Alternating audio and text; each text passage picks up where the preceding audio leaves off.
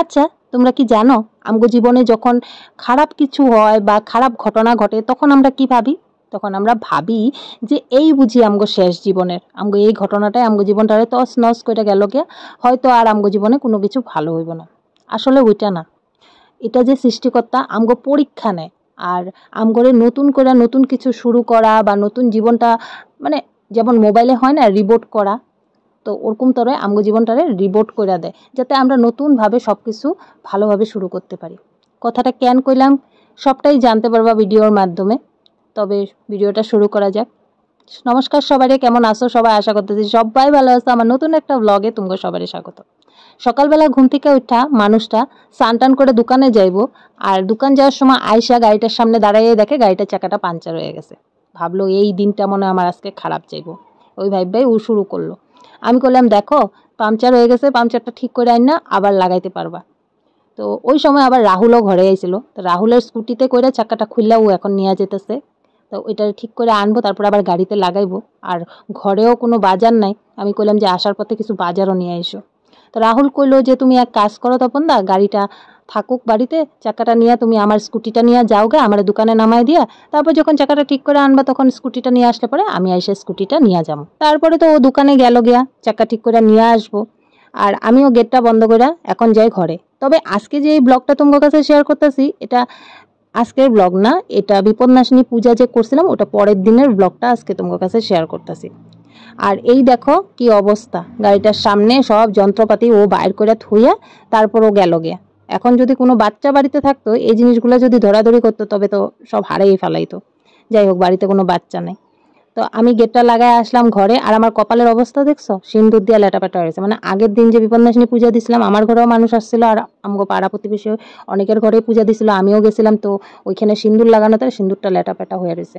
তার এদিকে দেখো মা আমার স্নান টান কইরা আইসা পূজাও দেওয়া নিতেছে। মা ঘরেই হোক আর আমার বাড়িতেই হোক, মা সকাল সকাল স্নান কমপ্লিট করে পূজা দেওয়া ফেলায়। তারপরে আমি কোনো ভিডিও শ্যুট করি না, চাটা খাইছি ওগুলো শ্যুট করি না। এরই মধ্যে আমার মানুষটা আবার চাকাটা ঠিক করে নিয়েও আইছে, নিয়ে আইসা এখানে দেখো কিছুটা মাংস দিয়া গেছে। মা এখানে সবজিটা কেটে দিতেছে। আর এই যে লতিগুলা যে দেখলা, এগুলা আমার গাছেরই লতি, মানে আমার যে ছোট্ট একটা বাগান আছে কচু গাছের লতি অনেকটা হয়েছিল। তো মা কইলে আজকে রান্না কর, তো ওইটাই কাটটা দিছে। আর আগের দিনে কিছুটা ভাত আছে, ওটা মেয়েটারে এখন খাইতে দিই, মুখ খিদা পাইছে বলে কইতেছে, তার লিগে আলু ভাজি কইরা দিলাম। ওরে ভাতটা দিয়া দেই, ও খায় আনে। আর দেখো এই যে আগের দিনের ভাত, তো ও কইলো যে আলু ভাজিটাতে ভাত খাবো, তার লিগে ওরে কইরা দিলাম। আর ওর খাওয়ার পরে আমি ভাতের এই সসপ্যানটা ধুইয়া আনলাম, এখন রান্না করতে বসায় দিছি।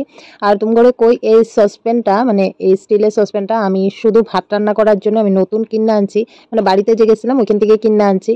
অ্যাকচুয়ালি আমরা অনেকদিন ধরে তোমরা দেখতেছো আমি ভাত রান্না করি একটা চা বানানোর সসপ্যানে, মানে ওটা অনেকটাই বড়, আমাকে দুইজনের জন্য ভাত সুন্দরভাবে হয়ে যায়। চায়ের সসপ্যানটাতে রান্না করার একটাই কারণ, আমি 1 বছর ধরে মানুষটার বিএমটি করা ঘরে নিয়ে আইছি।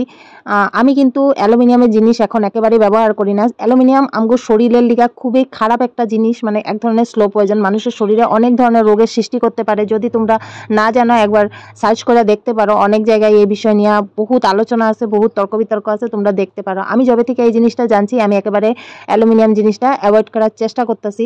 এখন স্টিলের ওই চায়ের সসপ্যানটাতে রান্না করতাম, তো কেউ বাড়িতে লোকজন আসলে একটু বড় জিনিসে রান্না করতে লাগে, তাই ভাবলাম যে এই ধরনের একটা বড় সাইজের স্টিলের সসপ্যান কিনে নিলে ভাত রান্না করতে ভালো হইব, তার লিগে আমি কিন্তু এই জিনিসটা কিনে আনছি। আর এই বিষয়টা নিয়ে আমি তোমার সাথে অন্য একদিন একটা ডিটেলসে ভিডিও বানাবো স্টিল বা অ্যালুমিনিয়াম নিয়ে। তো যাই হোক, আমি ওই সসপ্যানটা ভাত রান্না করার লিগে আনছি। এই দেখো আমার ভাত রান্না হয়ে গেছে, পরে আমি আবার স্নানে গেছিলাম, স্নান করে আইসা তারপরে দেখলাম মেয়েটা কিছু আঁকিবুকি করতেছে, মানে আমার যত ঘরের ফেব্রিক কালার আছে আমি যা দিয়া কাজ করি ওইগুলো বাইর করে নিছে আর খেলতেছে।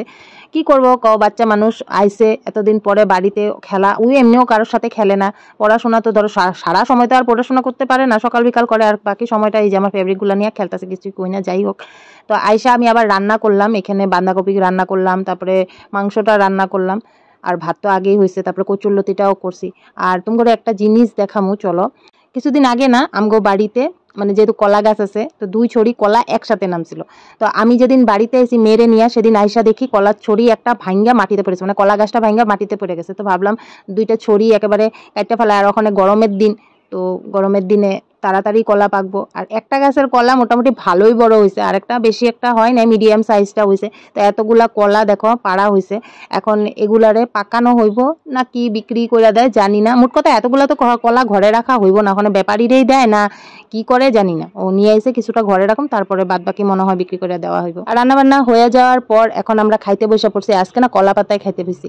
আমার না এই যে কলা পাতায় ভাত খেতে খুব ভালো লাগে। যেহেতু সকালবেলা কলার ছড়িটা নামানো হয়েছিল, তো মানুষটা কইছে কলা পাতায় ভাত খেবা নাকি, আমি কইলাম দেও, তো ও কাটটা দিছে। তোমরা কে কে এইভাবে কলা পাতায় ভাত খেতে ভালোবাসো অবশ্যই কমেন্টে জানাইবা।